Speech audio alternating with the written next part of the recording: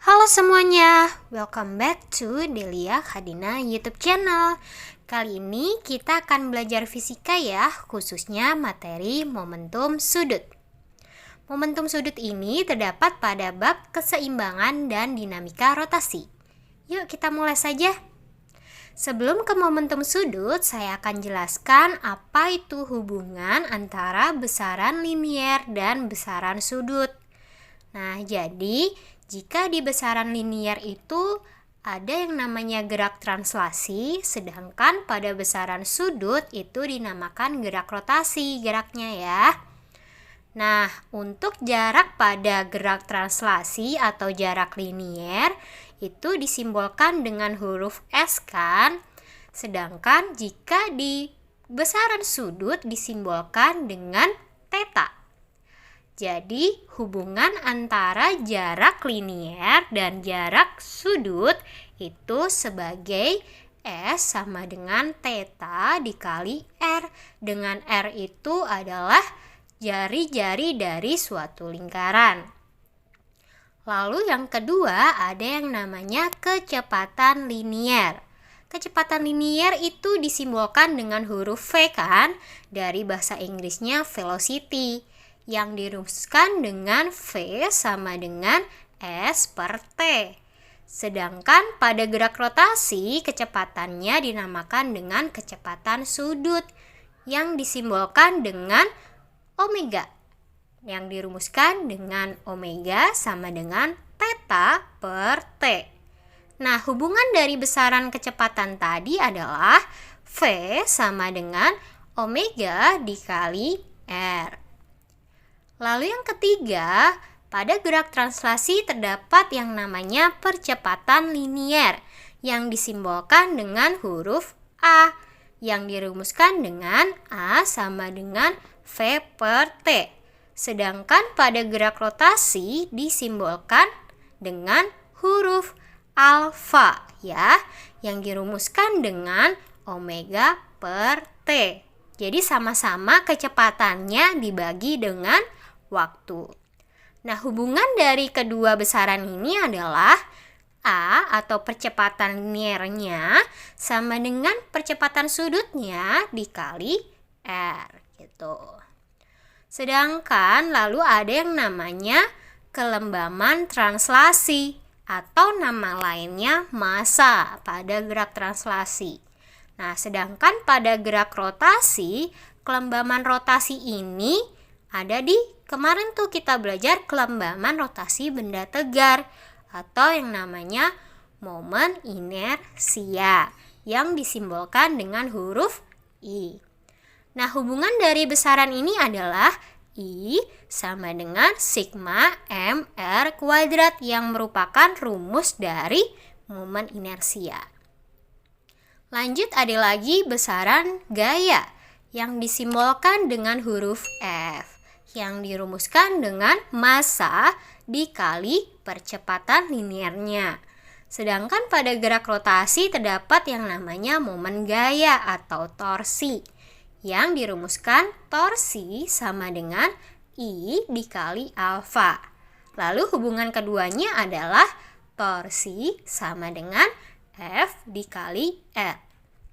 Lalu ada lagi yang namanya energi kinetik di gerak translasi, yaitu EK sama dengan setengah dikali M dikali V kuadrat.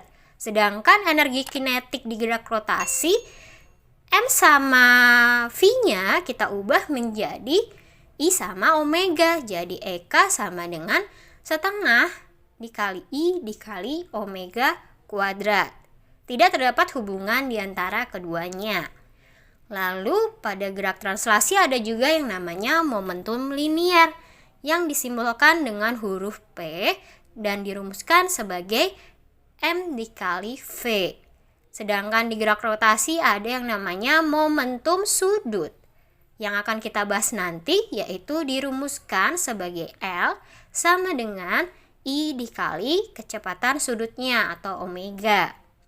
Lalu yang terakhir ada yang namanya daya pada gerak translasi yang disimbolkan dengan huruf P besar atau power yang dirumuskan F dikali V. Sedangkan pada gerak rotasi, daya sama simbolnya P, tetapi perkalian antara torsi dan kecepatan sudut. Nah, itu tadi adalah hubungan antara besaran linier dan sudut. Lanjut kita ke materi, yaitu momentum sudut. Momentum sudut didefinisikan sebagai ukuran kesukaran benda untuk mengubah arah gerak benda yang sedang berputar atau bergerak melingkar. Momentum sudut merupakan besaran vektor. Arah momentum sudut dari suatu benda yang berotasi dapat ditentukan dengan kaidah putaran sekrup atau dengan aturan tangan kanan. Jika keempat jari menyatakan arah gerak rotasi, maka ibu jari menyatakan arah momentum sudut. Nah, momentum sudut ini dirumuskan sebagai I dikali omega ya. Jadi yang rumus paling sebelah kiri itu momen inersianya dikali kecepatan sudut. Lalu momen inersia itu kan merupakan massa dikali jarak kuadrat kan, mr kuadrat, maka kita bisa ganti jadi mr kuadrat dikali omega. Lalu bisa kita ganti lagi kalau yang diketahui kecepatan liniernya, momentum sudut rumusnya adalah m dikali v dikali r. Nah, selanjutnya ada yang namanya hukum kekekalan momentum sudut. Ya, ini merupakan hukum pada dinamika rotasi yang berbunyi jika tidak ada resultan momen gaya luar yang bekerja pada sistem atau sigma torsinya sama dengan 0, momentum sudut sistem adalah kekal atau tetap besarnya. Nah, hukum kekekalan momentum jika kita tuliskan secara matematis, karena namanya kekal berarti momentum sudut sebelum dan sesudah adalah sama. Jadi L1 sama dengan L2. Jadi di sini contohnya adalah gerak dari penari balet. Nah, misal pada keadaan awal tangannya terentang nih. Lalu pada keadaan yang kedua tangannya dilipat. Nah, otomatis di situ kalau keadaannya dilipat, maka akan lebih cepat berputarnya. Nah, di sini kita tinggal masukkan rumus momentum sudutnya yang sebelum menjadi I1 omega 1 sama dengan I2 omega 2. Ya, ini dikalikan ya. Biar lebih paham, kita lanjut ke contoh soal. Seorang penari balet ketika lengannya merapat ke tubuhnya memiliki momen inersia sebesar 6 kg meter persegi. Dan ketika lengannya terentang memiliki momen inersia sebesar 18 kg meter persegi. Pada saat kedua lengannya dirapatkan, kelajuan putaran penari sebesar 12 radian per second. Jika kemudian kedua lengannya direntangkan, kelajuan putarannya menjadi... Nah, kita tulis dulu yang diketahui. Momen inersia pada keadaan 1 atau I1-nya 6 kg meter persegi. Jadi pada saat tangannya dirapatkan. Lalu I2-nya atau pada saat tangannya direntangkan 18 kg meter persegi. Lalu kecepatan sudutnya pada keadaan 1 adalah 12 radian per second. Dan yang ditanya adalah kelajuan atau kecepatan sudut pada keadaan 2 saat tangannya direntangkan. Nah, kita dapat gunakan persamaan pada hukum kekekalan momentum sudut, yaitu L1 sama dengan L2. Kita jabarkan rumusnya menjadi I1 omega 1 sama dengan I2 omega 2. Kita substitusikan saja angkanya menjadi 6 kali 12 sama dengan 18 dikali omega 2. Kita hitung maka didapatkan omega 2-nya sebesar 4 radian per second. Bagaimana? Mudah kan? Yuk kita lanjut ke soal latihan. Soal nomor 1. Partikel yang bermassa 2 kg berotasi dengan kelajuan sudut 4 radian per second.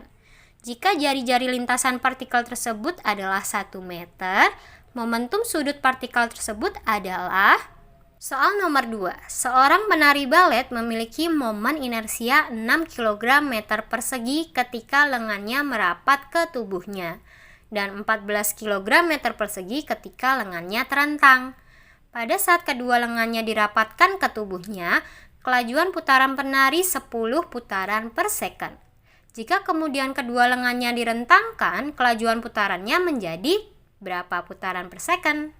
Soal nomor 3. Bola pejal bermasa 1,8 kg dan berjari-jari 0,15 meter berotasi terhadap porosnya dengan kecepatan sudut 4 radian per second. Tentukan momentum sudut bola pejal tersebut. Selamat mengerjakan, sampai bertemu di video-video selanjutnya. See you!